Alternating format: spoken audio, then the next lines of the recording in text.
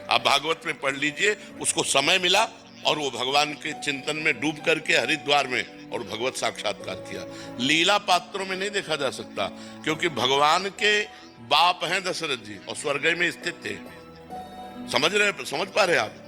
और जटायु भगवान के सामने चतुर्भुज रूप धारण करके भगवान के धाम को गया कि नहीं गया? तो जो लीला पात्र हैं उन पर अंगुली नहीं की जा सकती।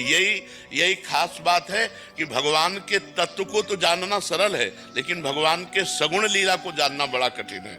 हम कई बार बता चुके हैं, जो बुद्धि की अधिष्ठात्री देवी सती है, वो जब भगवान श्री राम को देखा कि हे खग हे मृग हे मधुकर श्रेणी ऐसा रो रहे हैं, और जब शंकर जी को देखा कि ज्ञान समुद्र उनको प्रणाम कर रहे हैं, तो उनको संशय हो गया कि अगर ये ब्रह्म है तो हे खग हे मृग हे मधुकर श्रेणी कैसा, और अगर ये ब्रह्म नहीं है तो परम ज्ञानी भगवान शिव जय सच्चिदानंद परम धाम कह के प्रणाम क्यों कर रहे हैं? लीला में जब नाटक किया जाता है तो फिर नाटक ही रहता है। ये नाटक है। आप ब्रह्म भुवनान लोकान पुनरावर्तिनो अर्जुन, ब्रह्मलोक से लेकर के नीचे तक सब ये नाटक है। और जब भगवान उतरते हैं लीला के लिए, तो लीला पुरुषोत्तम वैसी ही लीला करते हैं जैसा उनका स्वांग होता है। अगर वो सूकर का स्वांग लिए तो नाक से ही सूंघ कर पृथ्वी का पता लगाए, जैसा स्वांग होता है। वहां प्रश्न नहीं करते, प्रश्न करते हैं साधक में।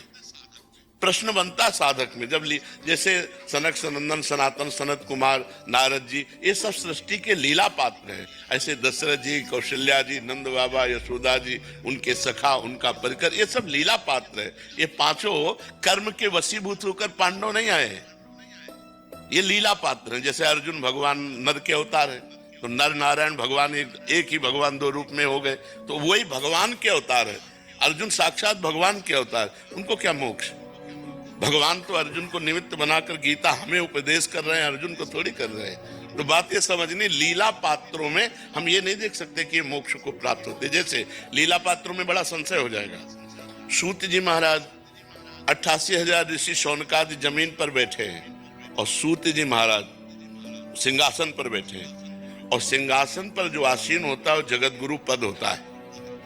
उस समय वो उठकर नहीं खड़ा होगा। अगर कथावाचक कथा कह रहा है तो कोई भी संत महात्मा आवे वहीं से नमन कर देगा, उठ करके खड़ा नहीं होगा कि मंच में खड़ा होकर के उठकर भागवत प्रवक्ता, क्योंकि वो आचार्य पदवी पर विराजमान, सर्वाचार्य पदवी वही होती है। उस समय गान आपको पता है, बलराम जी ने मार दिया कि जब हम उठ आए तो तुम उठकर खड़े क्यों नहीं हुए, और ऋषियों ने उनको कवच मंत्रों के द्वारा ये सुरक्षित कर दिया था कि जब तक आप कथा कहेंगे तब तक यमराज की भी ताकत नहीं कि मार दे।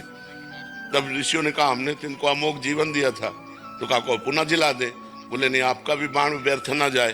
तो उनके पुत्र जो उग्रश्रवा है उनको आप परिपक्व कर दीजिए और वो कथा सुनाए। तो लीला में जो होता है वो बहुत विचित्र होती है भगवान की लीला। भगवान ही कृपा करके समझाए तो समझ में आएगा। गीता में जो नासाग्र ध्यान है महाराज जी, नासाग्र ध्यान और ध्यानात्मक नाम ध्यान के बारे में थोड़ा सा खुलासा करें। इसमें महाराज जी क्या है कि ये योग मार्ग है, अष्टांग योग के अंतर्गत आता है।